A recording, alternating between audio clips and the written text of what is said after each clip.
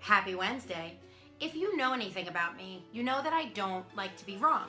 And since it's such a rare occasion, I'm usually pretty comfortable in my probability of being right. Now, I'm not saying that I'm somebody who just assumes that I'm right all the time, but my gut is really good.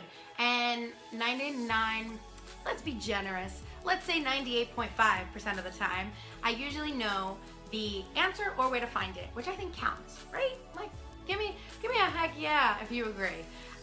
But sometimes there is a better way.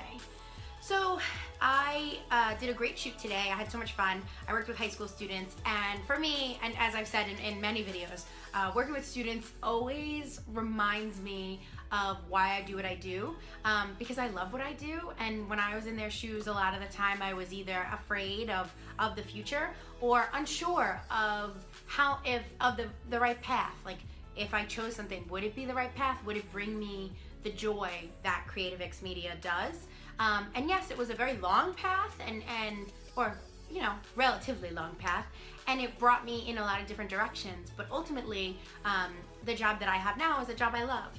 So, whenever I see them, I'm reminded of the girl who drove the little yellow bug, and all her hopes and dreams, and how a lot of them, thank God, have come true.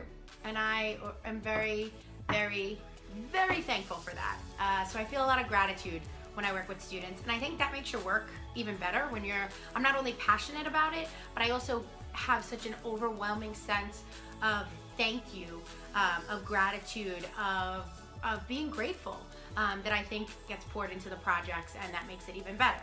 Now, that's not to say that I'm not grateful for working with all my clients, because that's definitely true. I love working with my clients, but there's something about working with students that kind of flips the perspective for me. And since week 7 is all about flipping your perspective, I figured I would follow up with this little video, because it's time for Vix to eat crow. Ain't nobody got time for me to eat crow. I don't like being wrong, and I'm not even gonna say I was wrong. I'm going to say that I had a Vix moment. I Vixed myself when it came to deciding what type of equipment to use for today's shoot. So I was out and about earlier this week, and I was like, let me think about it. Am I gonna use the iPhone? Do I wanna use something a little more powerful? Do I think that the iPhone will be good? I ran through these pros and cons, which is how I came up with the worksheet that I'm giving you guys later this week if you sign up for my list. 5 quick and dirty tips to improve your videos today. And as I was doing that, I said, it would be great to have X. But what I realized is that when I used to want to go out and buy some equipment in any job, it was usually provided by the company. There's a big difference when the company is you. So I finally bit the bullet and said, all right, you can do this. And I fixed myself, and I didn't even realize it. So I now have a new toy. It's not in here because I've been using it. I'm not using it right now. I'm actually doing this on an iPhone because I'm always transparent with you, and I'm always gonna tell you the truth, even if it means that I have to eat crow. So this is just a box, but I wanted to use it as a prop, A, because it's fun to hold, and B, because it gives you a good idea of what I bought myself. So I spent today shooting on my new toy. Like, if I keep holding it up, do you think they'll pay me some residuals? So anyway, I spent today shooting with it, and I remembered why sometimes you want a real camera.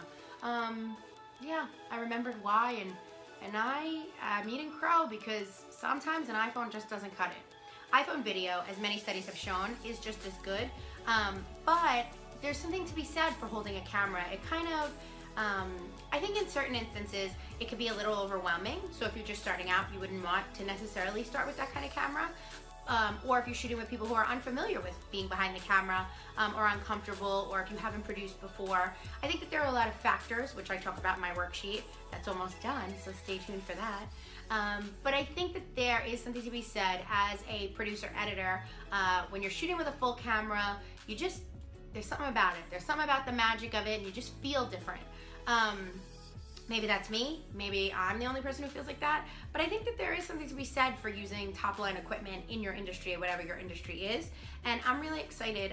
I'm not a photographer, but I do take photos. I think I take really great iPhone photos, but I definitely enjoy it, and I think that, you know, I am a videographer. Like, I love taking video, I love doing my own videos, so I think that it's just gonna be a fun thing to play with as CreativeX keeps growing. But I wouldn't be me if I didn't tell you the truth, and that sometimes you need a real camera. But stay tuned for ways, if you don't want to make the investment, or if you just are intimidated by a camera, ways to improve your videos with what you have. I can't wait to share that with you later this week, and I will talk to you tomorrow.